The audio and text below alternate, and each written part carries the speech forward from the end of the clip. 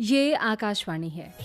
सतत विकास की कहानी कहे जिंदगी, एक सतत विकास की कहानी कहे जिंदगी, सिर्फ चले ही नहीं चलती भी रहे जिंदगी, सिर्फ चले ही नहीं प्रगति पथ पर चले जिंदगी, एक सतत विकास की कहानी कहे जिंदगी।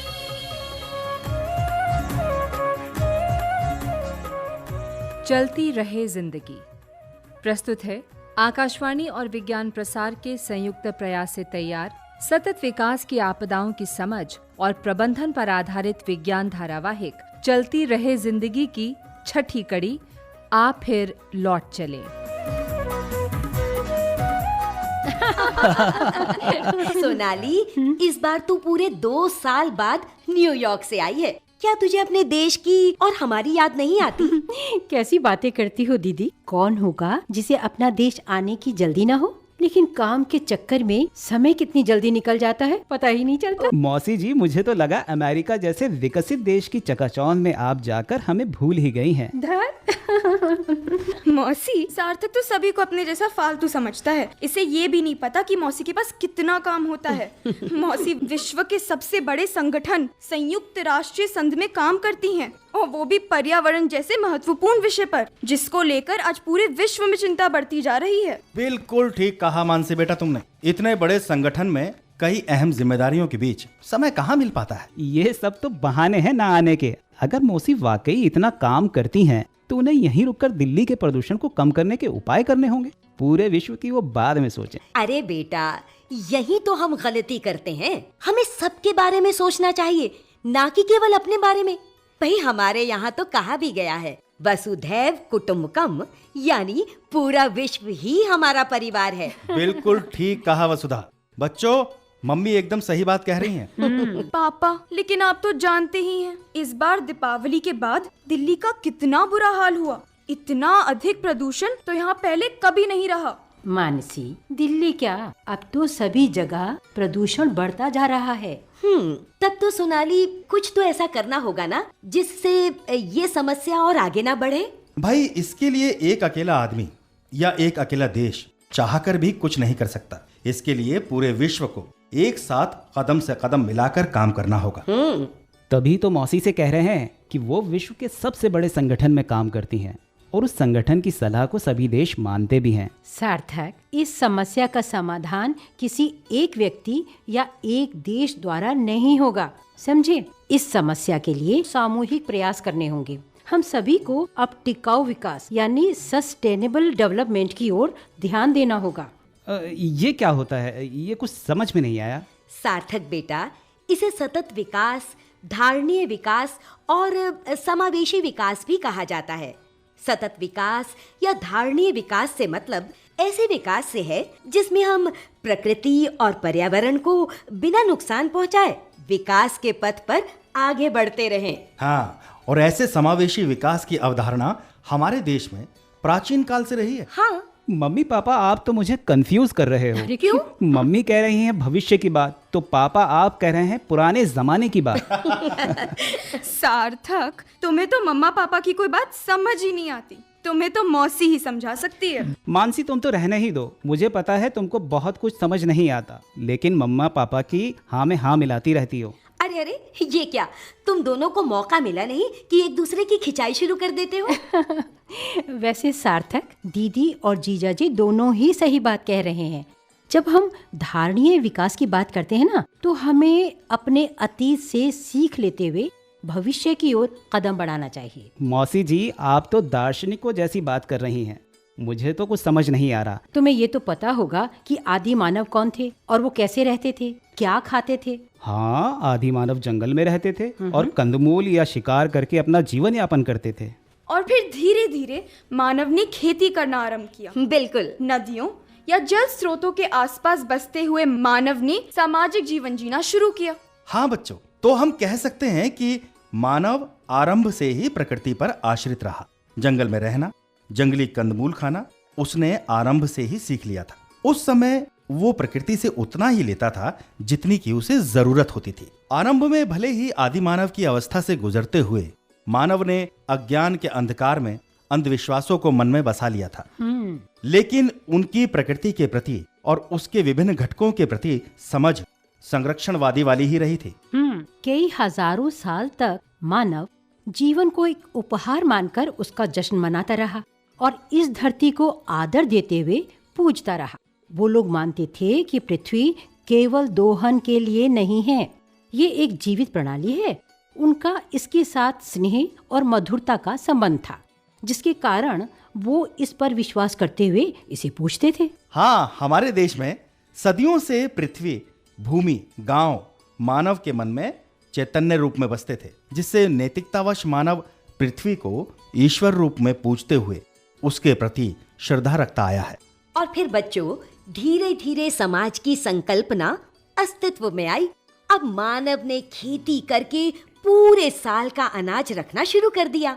अनाज, मसालों और कपड़ों आदि का व्यापार होने लगा। इस दौरान समाज ने स्वयं ऐसे अनेक नियम बनाए थे जो पर्यावरण और प्रकृति का संरक्षण करने वाले थे। मानव अन्य जीवों के साथ घुल मिलकर रहता था, सभी जीवों के प्रति दया का भाव रखता था। ऐसे संबंधों पर ही ऐसा माहौल या पारिस्थितिकी तंत्र का निर्माण होता है जिसमें प्राकृतिक संसाधनों का संरक्षण भी हो और पर्यावरण भी सुरक्षित रह सके।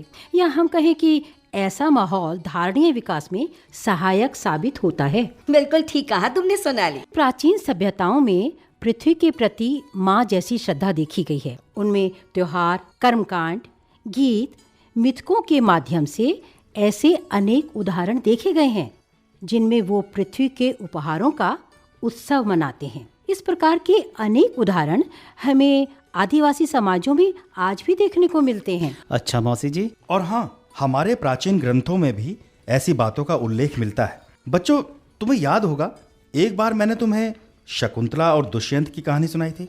हाँ हाँ, याद है पापा। उस कहानी में शकुंतला वन के जीवों को बहुत प्रेम करती थी। उसके आश्रम में अनेक हिरण और पक्षी भी थे। तो बेटा, उस कहानी से हम समझ सकते हैं कि हमारे देश में जीव जंतुओं के प्रति सदियों से प्रेम रहा है। बिल्कुल। हाँ माँ, अब तो जीवों की सुरक्षा के लिए अनेक गैर सरकारी संगठन जो विशेष तौर पर विभिन्न जीवों की सुरक्षा के लिए कार्य करते हैं। पर माँ, प्राचीन काल में तो हर व्यक्ति बिना किसी संगठन के अपने जीवों की सुरक्षा करता था। हाँ मानसी, तभी तो भारत के लोगों के लिए पर्यावरण संरक्षण कोई नई बात नहीं है। ऐतिहासिक रूप से प्रकृति और वन्य जीवों के संरक्षण के संस्कार यहाँ के व्यक्तियों में जीवन में घुले मिले रहे हैं, जिन्हें हम मिथकों, लोकगीतों, धर्मों, कलाओं और रीति रिवाजों में देख सकते हैं। बच्चों, करीबन 2000 साल पहले प्राचीन ग्रंथों में जीवन के आपसी संबंधों की अवधारणा मिलती है। भाई, भारतीय प्राचीन शास्त्रों में कहा गया है कि ब्रह्मांड का निर्माण प्रत्येक जीव के लाभ के लिए किया गया है। और जानते हो, प्रत्येक जीव अपने जीवन का आनंद मनाते हुए इस पूरी व्यवस्था का हिस्सा बनते हुए अन्य जीवों के साथ मधुर संबंध स्थापित करे। कोई भी जीव दूसरे जीव के अधिकारों का अतिक्रमण न करे। बिल्कुल दीदी। सिंधु सभ्यता के काल की मिली पुरातत्व सामग्रियां भी वन्य जीवों के प्रति मानवीय रुचि का साक्ष्य प्रस्तुत करती हैं। इस कालखंड के दौरान मिली हाथी, बैल, गेंडे आदि की छवियां ना इस बात का स्पष्ट प्रमाण है कि मानव और अन्य जीवों का रिश्ता कैसा रहा होगा। अच्छा माँ। जीव जंतु ही नहीं बच्चों, हमारे देश की विभिन्न कलाओं में प्रकृति के विविध रूपों का जीवंत चित्रण उनके प्रति हमारी संवेदना को व्यक्त करता है। हाँ सोनाली, ये बात तो बिल्कुल सही है।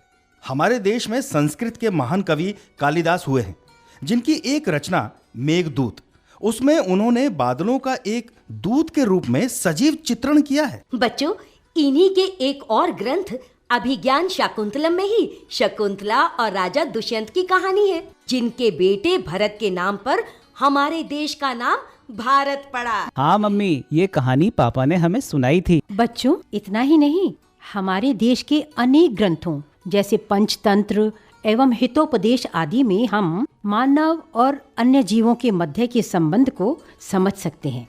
इसी तरह मध्य प्रदेश में भोपाल के पास स्थित भीमबेटका की भित्ति चित्रों में मानव के साथ अन्य जीवों का भी चित्रण किया गया है, जिससे हम समझ सकते हैं कि मानव जीवन के अन्य रूपों के साथ हिलमिल कर रहा है। भारत ही नहीं, अनेक देशों में लोग पौधों, जीवों, नदियों, महासागरों, पर्वतों, हवा, सूर्य और चंद्रमा को अलौकिक शक्ति मानते रहे हैं। हमारे देश में ही अनेक जीवों को किसी धर्म या देवता से जोड़ा गया, जिससे उनकी पूजा की जाने लगी। इस प्रकार जीवों को सुरक्षा मिली। और जीव ही नहीं, हमारे देश में जंगलों को भी देववन मानकर उन्हें पूजा गया, बिल्कुल। जिससे उनका संरक्षण हो सके। पूरे देश में हजारों ऐसे जंगल हैं जिनको पवित्र मानकर पूजा जाता है, बिल्कुल। और ऐसे वनों से लकड़ी नहीं काटी जाती। तभी मेरा दोस्त बता रहा था कि दिल्ली में संजय वन से लगा एक छोटा सा जंगल है जहाँ से कोई भी लकड़ी नहीं काटता। बिल्कुल बेटा। हाँ सार्थक, वहाँ एक देववन है। देववन तो देश भर में फैले हैं, बस इनके नाम अलग अलग हैं। जैसे महाराष्ट्र में देवराई या देवराहटी, राजस्थान में ओरांस, मध्य प्रदेश, झारखंड और बिहार में सरना, केरल में काबू, तमिलनाडु में कोविलकाडू और मणिपुर में लाई उमंग कहते हैं। अकेले कर्नाटक में ही 1424 देववन हैं। इन्हें स्थानीय लोग देवरावन, देवराकाडू या नागवन कहते हैं। भारत के पूर्व क्षेत्र में भी क्या ऐसे देववन हैं? बेटा, वैसे तो पूर्वोत्तर भारत काफी हरा भरा है, लेकिन फिर भी वहाँ देववन हैं। मेघालय की जैंतिया पहाड़ियों में 30 एकड़ का घना देववन है, जिसे रवला ब्लेई कहते हैं। इस देववन में जूते पहनकर नहीं जा सकते। मौसी, वहाँ तब तो नहीं जाना चाहिए, पता नहीं कोई कांटा चुभ जाए। अरे नहीं, यही सोचकर तो ऐसे नियम बनाए गए होंगे कि वहाँ कोई नहीं जाए। अच्छा। बिल्कुल, ताकि वहाँ प्रकृति अपने विभिन्न रूपों में कायम रहे। देखो, वहाँ सांप, कीड़े मकोड़े सभी हैं, और हाँ, दुर्लभ जातियों के पेड़ पौधे हैं। नाना प्रकार के रंग बिरंगे पक्षी हैं, और सभी उस वन में सुरक्षित जी रहे हैं। अच्छा मौसी, वैसे हमारे देश में सदियों से समाज ये समझ गया था कि पृथ्वी पर सभी जीवों का अहम योगदान है। शासन ने भी ऐसे नियम बनाए थे जिससे प्रकृति को नुकसान ना हो। सम्राट अशोक का भी मानना था कि एक राजा का कर्तव्य है कि वो वन्य जीवों और वनों के वृक्षों की रक्षा करे। उसके ऐसे आदेश उसके शिलालेखों में मिले हैं। वनों के विनाश और जानवरों के विभिन्न प्रजातियों की हत्या पर रोक लगाने का ये एक ऐतिहासिक सबूत है, जो शायद विश्व में अपनी तरह का पहला कानून हो। बच्चों, ऐसा माना जाता है कि सम्राट अशोक को इस तरह की प्रेरणा प्राचीन भारत के महान अर्थशास्त्री चाणक्य के ग्रंथों से मिली थी। सैकड़ों वर्ष पहले चाणक्य ने अपने ग्रंथ अर्थशास्त्र में पर्यावरण संरक्षण संबंधी नियमों का उल्लेख किया था। उनके ग्रंथ में जंगल और वन्य जीवों के संरक्षण के बारे में विस्तार से चर्चा की गई है। शहर को प्रदूषित करने वालों के लिए दंड के प्रावधान की बात भी इसी ग्रंथ में है। और हाँ, इसके अलावा प्रसिद्ध मराठा शासक छत्रपति शिवाजी ने भी जीवों और पेड़ों को नुकसान नहीं पहुंचाने का आदेश जारी किया था। हाँ, शिवाजी ने पानी और जंगलों के संरक्षण का आह्वान किया था। इन्हीं के समान मालवा की देवी अहिल्याबाई ने भी मार्ग के आसपास पेड़ लगाने पर जोर दिया था, ताकि एक स्थान से दूसरे स्थान पर जाने वाले यात्री उनके नीचे विश्राम कर सके। पापा, गौतम बुद्ध ने भी तो प्राणियों के प्रति अहिंसा के भाव को प्रचारित किया। हाँ बेटा, उन्होंने प्रकृति के प्रति भी अहिंसा का भाव रखा और सभी को जंगल, पानी और मिट्टी का संरक्षण करने की सीख दी। इसी प्रकार जैन धर्म भी जीवों के प्रति सहिष्णुता को प्रेरित करता है। इसी प्रकार अन्य धर्म, सिख, पारसी, ईसाई एवं इस्लाम सभी पर्यावरण के संरक्षण को प्रेरित करते हैं। ज्यादा पुरानी बात नहीं है जब खेजड़ली गांव के बिश्नोइयों ने बलिदान देकर पेड़ों को बचाया था। ये समाज आज भी पेड़ों और हिरणों के संरक्षण के लिए प्रतिबद्ध है। मौसी जी, पूरी बात बताइए ना, ऐसा क्या हुआ जो इस समाज का नाम आज हमारी किताबों में भी है? बच्चों, जब जोधपुर का किला बन रहा था ना, तो चूने की भट्टी में लकड़ी जलाने की आवश्यकता पड़ी। राजा के हुक्म से सैनिक खेजड़ी के पेड़ काटने पहुँचे।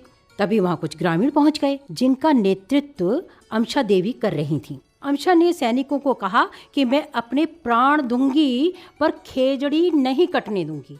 और उस समय सैकड़ों लोगों ने पेड़ों के लिए अपने को बलिदान कर दिया। और इसी तरह की कहानी चिपको आंदोलन की है, जिसमें गढ़वाल के टैणी गांव की गौरा देवी और गांव की महिलाओं ने मिलकर ठेकेदार के आदमियों को पेड़ नहीं काटने दिए थे। वो पेड़ों से लिपट गई थी, इसीलिए इस आंदोलन को चिपको आंदोलन कहा गया है। अच्छा पापा। सच। आज जो उत्तराखंड एवं पहाड़ी राज्यों में प्रकृति का अंधाधुंध दोहन हो रहा है ना, तो उसे रोकने के लिए ऐसी ही संकल्प शक्ति की आवश्यकता है। अच्छा माँ, वैसे चंडी प्रसाद भट्ट एवं सुंदरलाल बहुगुणा जैसे पर्यावरणविदों ने जल, जंगल और हवा की स्वच्छता को लेकर व्यापक स्तर पर जनमानस को जागरूक किया। और हाँ, आज भी अनेक लोग पर्यावरण संरक्षण के लिए प्रयासरत हैं। वैसे हमारे देश में जंगल, पानी और मिट्टी के संरक्षण संबंधी प्राचीन अवधारणाओं की उपयोगिता आधुनिक परिप्रेक्ष्य में और बढ़ जाती है। और जानते हो, हमारे देश के हर हिस्से में पानी को सहेजने की परंपरा रही है। तालाबों, कुओं, बावड़ियों, झरनों, पोखरों के द्वारा जल की बूंद बूंद को सहेजा जाता रहा है। नदियों को पवित्र मानकर उन्हें देवतुल्य पूजा गया। सच में माँ? हाँ, आस्था के साथ जल संरक्षण की भावना ही रही है कि देश के दक्षिणी भाग में रहने वाले नागरिक उत्तरी क्षेत्र की नदियों का पवित्र जल लेकर अपने अपने घरों में रखते हैं। भाई, ये प्रतीक है जल की महत्ता का, उसके संरक्षण का। एक बात और, हमारे देश में तो अनाज के कण कण को व्यर्थ नहीं करने की परंपरा भी रही है। हमारे देश में एक ऋषि का नाम कणाद ऋषि इसलिए पड़ा क्योंकि वो फसल कटने के बाद खेत से अनाज के एक एक दानों को उठाकर अपना पेट भरते थे। इस प्रकार उनसे हम अनाज के प्रत्येक दाने का पूर्णतया उपयोग करना सीख सकते हैं। बिल्कुल पापा, ये बात तो सार्थक को समझना बहुत जरूरी है। ये अक्सर स्कूल में अपना टिफिन फिनिश नहीं करता, घर पर भी कभी कभी बहुत सारा खाना झूठा छोड़ देता है। तुम्हें तो मेरी हर वक्त शिकायत ही करनी होती है। सार्थक, तुम अपनी आदतें सुधार लो, जिससे किसी को तुम्हारी शिकायत करने का मौका ही ना मिले। वैसे ये बात तो सच है कि हम किसी को भी खाना फेंकना नहीं चाहिए। आज भी विश्व में लाखों ऐसे लोग होंगे जिन्हें भरपेट खाना नहीं मिलता है। मौसी, यदि प्राचीन काल से ही हमारे यहाँ पर्यावरण संरक्षण से संबंधित इतने अच्छे विचार रहे हैं, आज ऐसी हालत क्यों हो रही है? आज ना जल शुद्ध है, ना हवा। बेटी, यही तो चिंतन का विषय है। उपभोक्तावाद की बढ़ती सोच के कारण हम अपनी प्राचीन प्रथाओं और संस्कारों को भुला बैठे हैं। हम केवल प्रकृति का दोहन कर रहे हैं और यही हालत पूरे विश्व की है। और इसीलिए इस समय पूरा विश्व धारणीय विकास की बात कर रहा है, जिसमें विकास और पर्यावरण दोनों का संतुलन कायम रह सके। कुछ वर्षों से विश्व ने अंधाधुंध प्रगति पर समीक्षा आरंभ कर दी है, ताकि पर्यावरण पर इससे बुरा प्रभाव न पड़े। इसी बात को ध्यान में रखते हुए सन 1992 में पर्यावरण पर स्टॉकहोम सम्मेलन हुआ। इसी दौरान रियो डी जेनियो में संयुक्त राष्ट्र द्वारा मानवीय पर्यावरण एवं विकास पर सम्मेलन का आयोजन भी किया गया। इन आयोजन के बाद से विश्व का ध्यान धारणीय विकास की ओर गया। हाँ, इसके लिए प्राचीन परंपराओं के साथ आधुनिक प्रौद्योगिकियों से हल तलाश करने के प्रयास आरंभ हो गए हैं। असल में विश्व की सभी सभ्यताओं में प्रकृति संरक्षण से जुड़े मूल्य मौजूद रहे। अनेक प्राचीन संस्कृतियां हमें बताती हैं कि किस प्रकार से हम प्रकृति के साथ मधुर संबंध बनाते हुए जीवन गुजार सकते हैं। बिल्कुल। और सुनो, ऐसे संबंधों पर ही ऐसा माहौल या परिस्थिति तंत्र का निर्माण होता है जिसमें प्राकृतिक संसाधनों का संरक्षण भी हो और पर्यावरण भी सुरक्षित रह सके। वाकई पापा, ये तो बड़े काम की चीज है। हाँ, देखो, लोगों ने भारत और दुनिया भर में प्राकृतिक संरक्षण की समृद्ध एवं सांस्कृतिक परंपराओं को खोजना आरंभ किया। भारत के अलावा किसी अन्य देश में शायद ही ऐसी संस्कृति देखने को मिले जहाँ प्रकृति के साथ पारंपरिक व्यवहार और परिस्थितियों का संबंध इतना गहरा हो। बहुत बढ़िया मौसी जी, क्या बात है। और बेटा, बिल्कुल सही कहा सोनाली ने। हम सभी को अपने समाज में प्रचलित ऐसी आदतों, परंपराओं को समझना होगा जिनके माध्यम से हम धारणीय विकास को प्राप्त कर सकें। जरूरी नहीं कि ऐसे विचार शिक्षित या सभ्य समाज में ही हों। हमें ऐसे विचार आदिवासी क्षेत्रों, दुनिया की चकाचौंध से दूर रहने वाले वन्य समाजों से भी मिल सकते हैं। जो भी हो, हमें बस इस दुनिया को और बेहतर बनाना है, फिर चाहे हमें उसके लिए किसी से भी सीख लेना पड़े। तुमने बिल्कुल ठीक कहा सुना। मौसी जी, आपने तो बहुत अच्छी बात कही आज, और जानकारी की बात भी हमें बताई। चलो, शुक्र है तुम्हें समझ तो आया। और हाँ, इस दिशा में हमारे लिए राष्ट्रपिता महात्मा गांधी के विचार एक मार्गदर्शक की तरह कार्य करेंगे, जिन्होंने कहा था, यह धरती सभी की आवश्यकता पूरी कर सकती है, लेकिन किसी एक भी इंसान का लालच नहीं। वाह, कहने का तात्पर्य है कि धरती का दोहन नहीं, केवल आवश्यकता अनुसार ही उसका उपयोग करने पर हमारी धरती सदैव जीवनदायी बनी रही। बिल्कुल। तभी तो आने वाला कल इस धरती और हमारी भावी पीढ़ियों के लिए सुखमय और शांतिमय साबित होगा। बिल्कुल बिल्कुल ठीक कहा दीदी।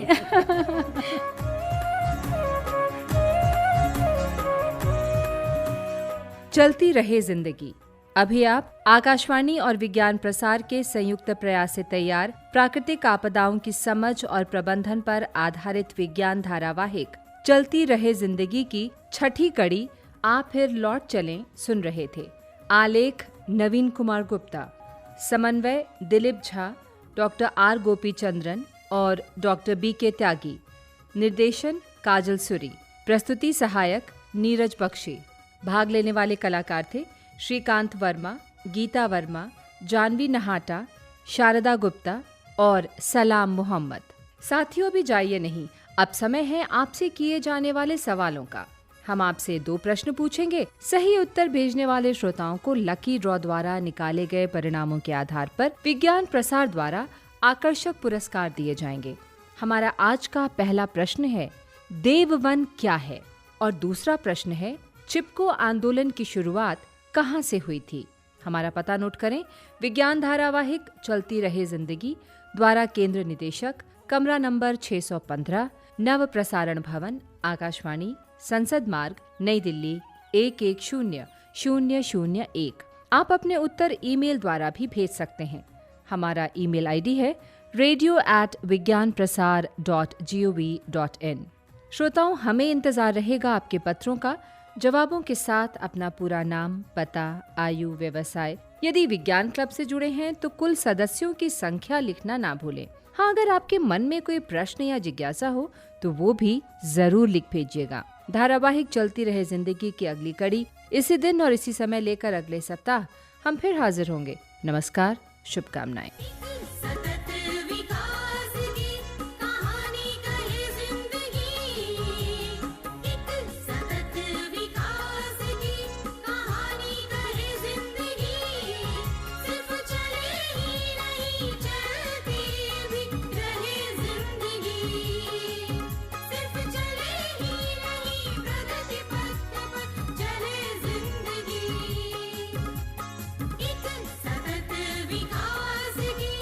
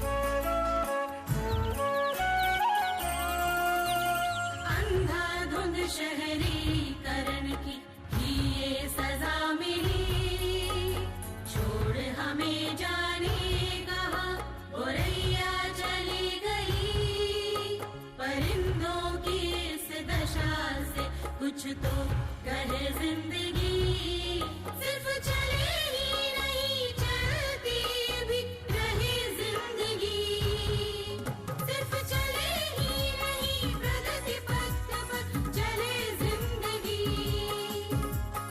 एक सतत विकास की कहानी कहे जिंदगी।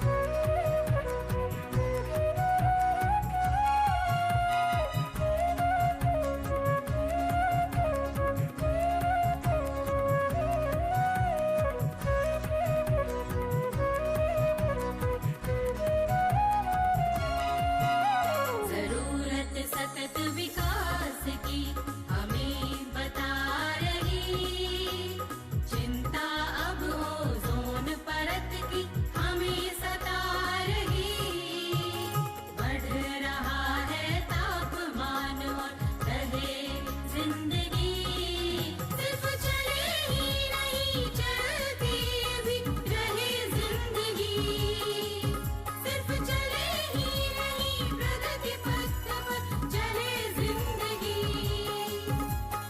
एक सतत विकास की कहानी कहे जिंदगी।